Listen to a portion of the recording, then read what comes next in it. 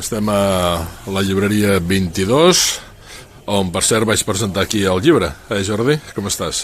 Molt bé, ara m'has aixafat la guitarra perquè no pots dir-ho igualment. Benvingut una altra vegada perquè vas presentar el llibre aquí amb en Jordi Grau, un altre gran professional, i vas presentar el llibre aquest d'aquí, concretament, Festes i tradicions catalanes, un llibre que va data per data al voltant de Sants i de què hi ha en aquells moments una mica singulars. A mi m'ha fet molta gràcia el 23 d'abril, que és on tancarem ara Sant Jordi, i la referència que fas sobre si Shakespeare i Cervantes van morir el 23 d'abril, perquè és això que tothom celebra i se sap.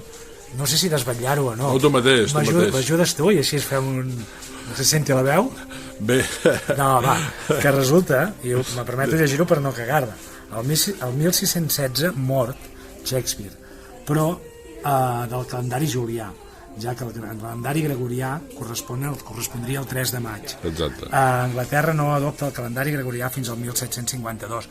Em sembla una curiositat d'aquelles que ens ajuden molt a contextualitzar que la història, no diria que no és com ens l'han explicat, però sí que ja ens va bé, no?, tenir algunes coses així de referents històrics que ens ajuden a tenir ubicades les coses. Jo crec que el llibre serveix molt per això, serveix molt. Ara m'ha agafat una cosa que no és...